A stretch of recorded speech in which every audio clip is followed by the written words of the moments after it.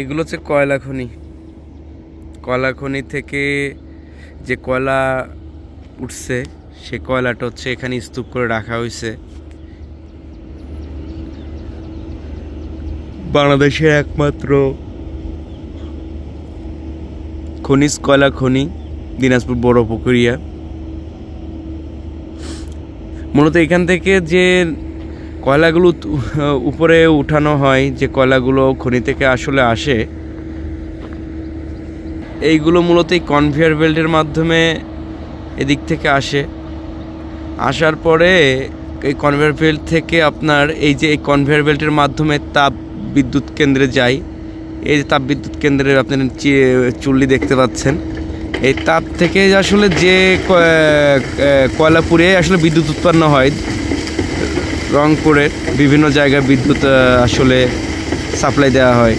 এই যে আপনারা দেখতে পাচ্ছেন যে আসলে খনি থেকে যে কয়লাগুলো আসতেছে সে কয়লাগুলো কনভেয়ার বেল্টের মাধ্যমে এখানে পড়তেছে।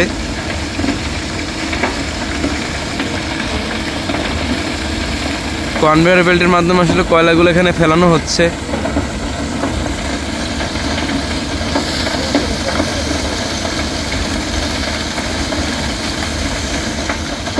দেখতে পাচ্ছেন